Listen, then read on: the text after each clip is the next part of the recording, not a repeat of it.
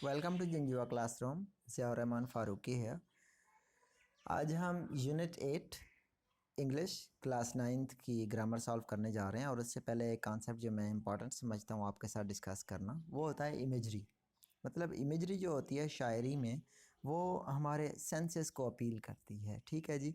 कब कोई जुमला आता है, जब वो टेस्ट के हमारे पास 5 सेंसेस है ना, आपको पता है, हवा से खमसा, तो वो हमारे किसी न किसी एक हिस्स को जब अपील कर रहा होता है, ठीक हो गया, तो हमें जो है उसकी ज़्यादा अच्छी तरह समझ आ जाती है। शायरी में इस्तेमाल होता है। ठीक है। यहाँ जो डैफोडिल्स में इस्तेमाल हुआ है, once when all at once I saw a crowd, ठीक हो गया, a host of golden daffodils, ठीक हो गया।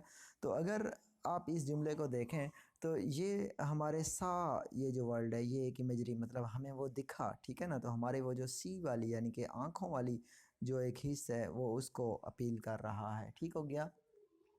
ऐसा फॉर एग्ज़ाम्पल अगर कोई और जुमला आ जाए, ठीक है, कि यमी, ऐसा यमी और ऐसा जूसी एप्पल, ठीक हो गया। तो ये जो जूसी एप्पल है, ये जो उसने जूसी लफ्ज़ इस्तेमाल किया, ये जो हमारी टेस्ट वाली एक हिस्स है, ये उसको वो कर रहा होता है। और इसी तरह मुझे दरख्तों की साई साई सुनाई दी, ठीक हो गया। तो ये जो एक लफ्ज़ है साई साई की जो आवाज़ है, ये हमारे सुनने के हिस्स को, तो इसको इमेजरी कहते हैं। ठीक हो गया।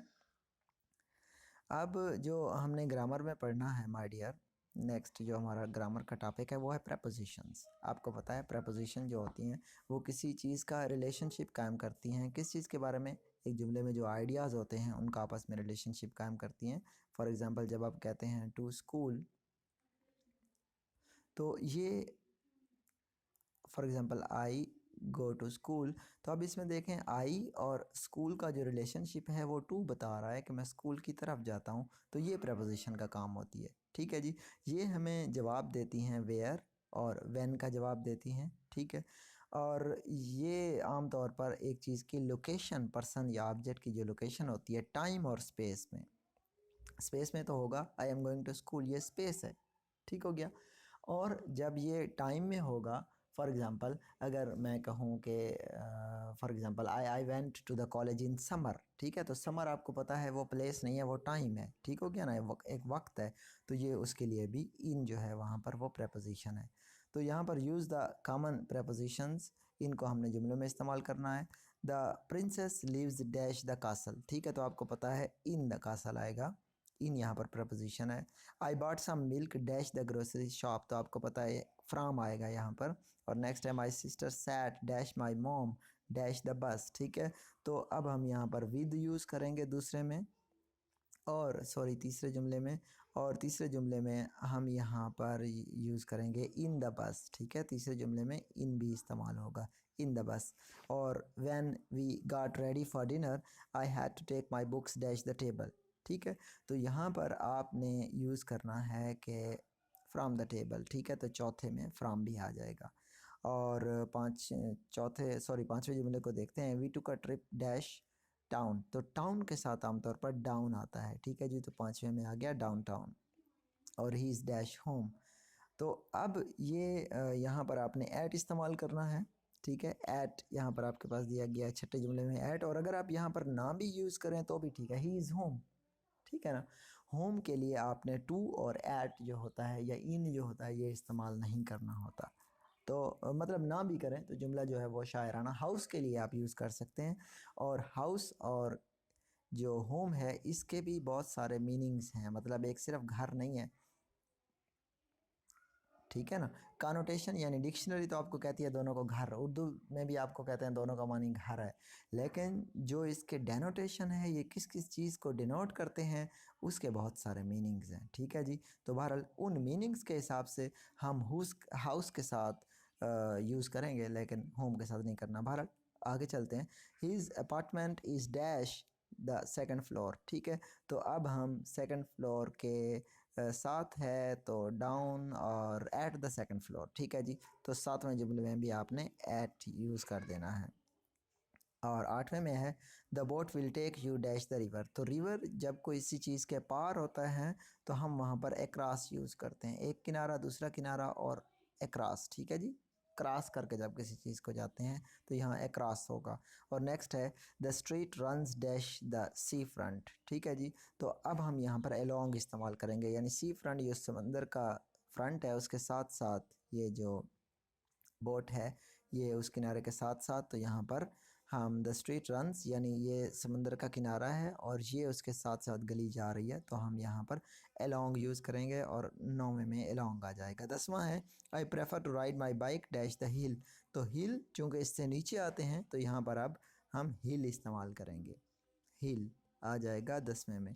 और यहाँ पर जो उसने आवर दिया है माय डियर, आवर यहाँ पर गलत लिखा हुआ है, ये असल में आउट था, बहरहाल इन जुमलों में यहाँ पर ये यूज़ नहीं हुआ है।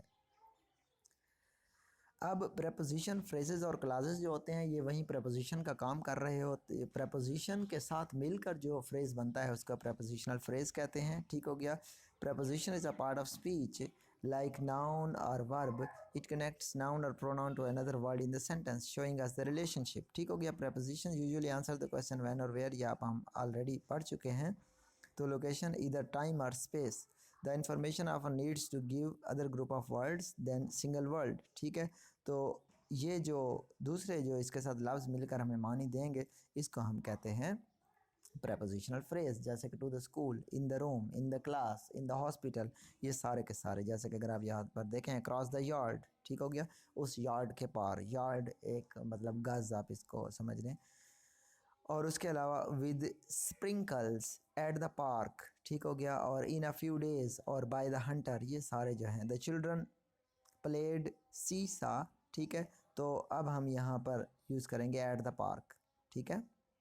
नेक्स्ट है the cup cake is yours, the cup cake is yours, और अब हम इसके लिए यूज़ करेंगे विद द स्प्रिंकल्स, यानी उसके ऊपर जो छोटे छोटे वो होते हैं दाने गिरे हुए होते हैं कप केक के ऊपर। And the lion was killed by the hunters, ठीक है जी, तो बाय द हंटर्स यहाँ यूज़ होगा। और we will be back in a few days, आप यहाँ पर इन अ फ्यू डेज। और Lubna rode her bicycle across the yard, यहाँ पर अब ये यूज़ होगा। राइट, तो ये प्रपोजिशनल फ्रेज था।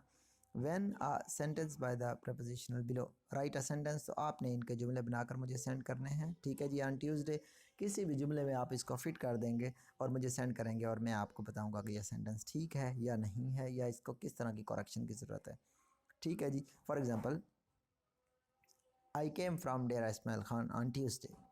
ठीक है जी, underline the prepositional phrases in each sentence, circle the preposition. ठीक है, प्रपोजिशनल फ्रेज को आपने अंडरलाइन करना है।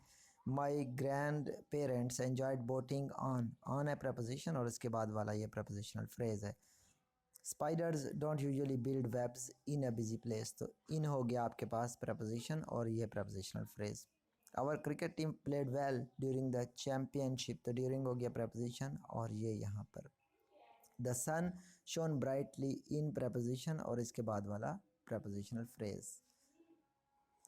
आई saw wonderful painting by Sadiq Khan, यहाँ पर बाय प्रपोजिशन और साथ वाला ये prepositional phrase. Okay, that was it from unit number 9, 8। मिलते हैं नेक्स्ट यूनिट की वीडियो के साथ। Take care.